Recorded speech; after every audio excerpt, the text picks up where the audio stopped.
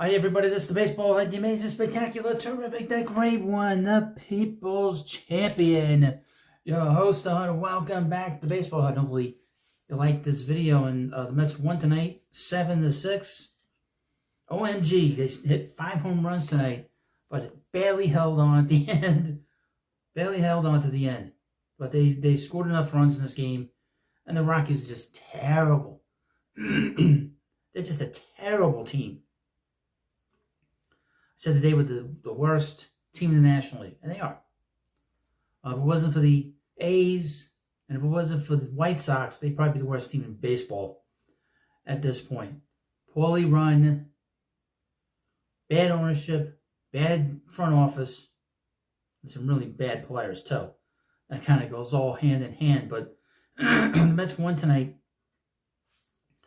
Manaea went 7 innings. He has pitched really well. The Mets starters have pitched really well. I mean, you got to say, to be honest with you, they're getting length out of them and out of the starters. And Manaea pitched 7 innings tonight. Gave up 5 hits, 3 runs, 3 earned, 1 walk, and 9 strikeouts. Gave 2 home runs. The ball is flying out of Citi Field. 9 home runs between the two teams. 5 home runs. Wow. 5 home runs given up by Gordon. Unbelievable. So the Mets had 5 home runs and the Rockies had 4. Wow. It's been a long time since I've seen that many balls go out of Citi Field. Can't remember the last time, but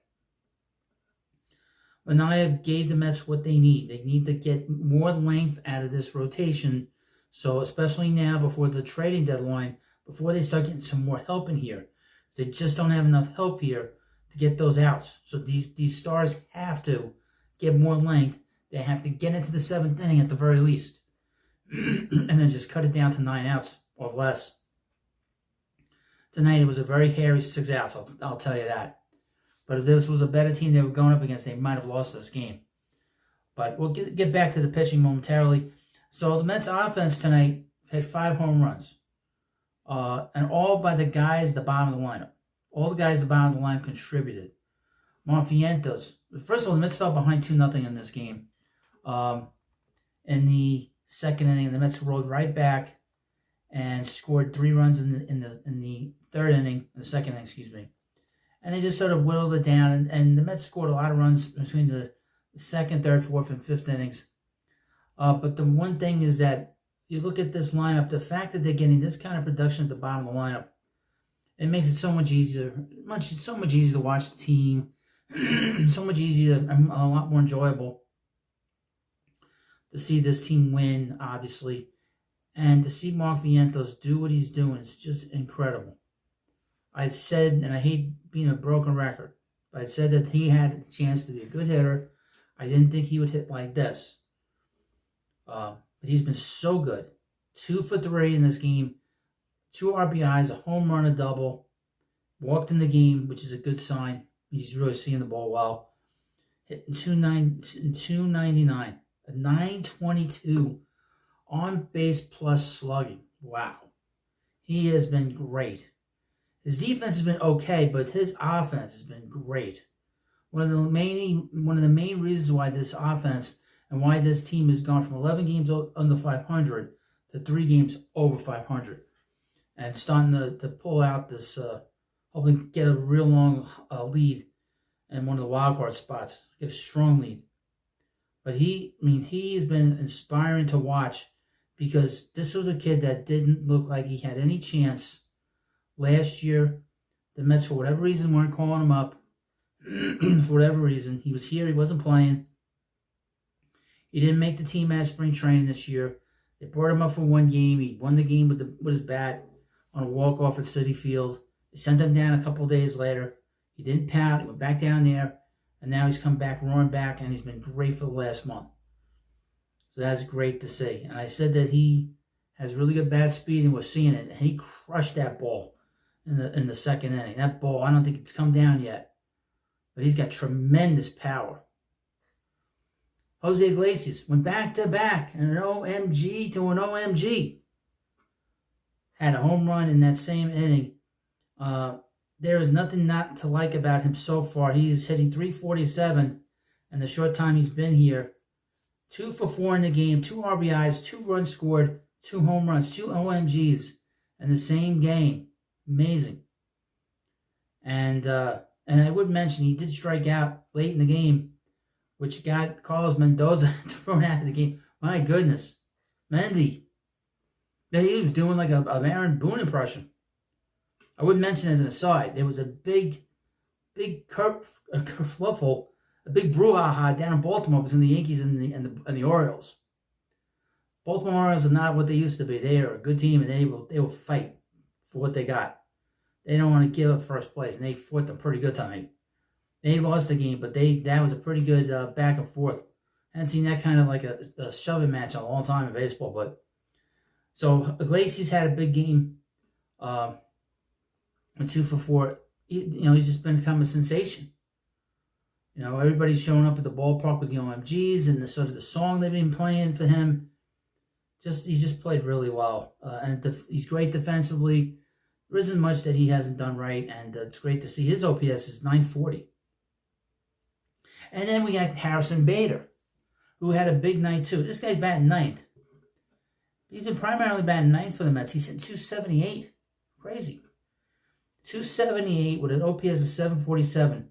He hit 2 home runs tonight. He was the other guy that hit a home run in the second inning. He went 2 for 4 with 2 runs scored, 3 RBIs. Just a great night. Just to go through a couple other things here. Bader has 8 home runs. Iglesias has 3, and obviously Mark Vandos has 12. The Mets are hitting home runs like crazy, and this was a big night for the offense. But they did get quiet after the 5th inning. They didn't score any more runs after that. Now back to the pitching, and back to this bullpen that has got to be addressed and has got to be fixed.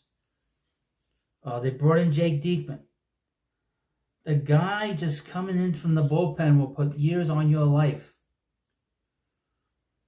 I know Mendoza said nice things about what he said about the way he pitched, but he still pitched like shit. Excuse my language. He still pitched like garbage. In the game, he threw 16 pitches, 10 for strikes, so 10 for 6. It's not a great ratio. He got 1 out in this 8th inning. 2 hits, 2 runs, 2 earned. He gave up a home run, 2-run home run to, let me just double check here. He gave up a 2-run home run to Charlie Blackmon, one of the most disgusting looking individuals on the field. He may be a sweet guy, a nice guy, but the hair and the beard have got to go. It is gross looking. I thought it was gross when he came into the league and wore his hair like that. It's time to go to the barbershop, son. 38 years old, it's time to clean yourself up. This ain't Duck Dynasty, for God's sake. It's not Duck Dynasty. Well, anyway. So Diekman pitched like he pitched terrible. We'll leave it at that. Then they brought in Phil Maton, who you can't bring him in the 8th inning, late in the game. He's been a good pitcher in the postseason. You see his numbers in postseason. He's been one of the great relievers of the last 5 years in postseason. But he's miscast in the 8th inning. He's not a setup man. And they were trying to get him through that 8th inning. He went 2/3 of an inning, got 2 outs in the inning, gave up a home run in the game and a strikeout, but still made it very, very close, and it made the team be ahead by 1 run. Then Edwin Diaz came in, and it was a struggle. Still having trouble controlling that fastball. Still having a difficult time getting a hold of and getting command of that pitch. I really would hope that, and there's nothing wrong with his arm. I know it's because of the layoff from a year ago, but he needs to get command of that pitch. And I think, also, you got to remember, he hasn't pitched much with the whole thing. He was hurt a little while, and then they had him sitting around. I don't know what the hell where he was that whole 10 days, those 10 games that he was sitting. Obviously, he wasn't pitching, so he's very rusty. So, my attitude about him now is that he's not hurt. He's still having a difficult time controlling that fastball, and he's having a very difficult time sort of getting his command. Hopefully the Mets will get on a roll. And now we get to the All-Star break, and he's going to get disrupted again. And he's not going to pitch tomorrow because he threw so many pitches tonight. He gave up 2 walks in that 9th inning. And this is a bad lineup. He should have ate through that lineup like it was nothing. Should have cut like a hot knife through butter. But that didn't happen. Now, the Mets are now 3 games over 500. There's going to be plenty of videos on this channel for you every day. Trade rumors, shorts. Again, I'll be getting home late tomorrow, so I will not be able to do a game analysis for you tomorrow. That's probably not going to happen. But I will have a video up, I think, for you during the morning, at 8 o'clock in the morning, and a video probably after the Met game. But we'll see. We'll see how much work I can get done tonight and tomorrow morning. I'm going to be out all day tomorrow, so I don't know. I do have responsibilities that I gotta adhere to. But there'll be plenty of videos on this channel. There's going to be a big live stream, a huge OMG live stream for you on Sunday, because we're going to cover the draft.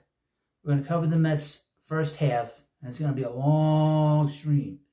Because we're going to wait around here until the Mets make their 19th overall pick in the draft. And the word is, again, he's going to be a college player, a college hitter, and most likely scenario, it's going to be a college bat. So we will cover that. I will cover that on Sunday on this channel in the live stream. We're going to be going a long time. I need your help to come around and entertain me, because I'm going to be tired. Believe me. I don't like going more than an hour in a live stream. So if I got to go for like 4 or 5 hours, I'm going to need your help to support me, to pat me on my head, and you can do it, Hut, and send me some super chats, and that'll make it all worthwhile. But thank you for watching this live stream. And what the hell am I talking about? I'm screwed up. Thank you for watching this video.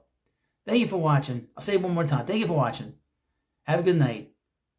And let's go, Mets.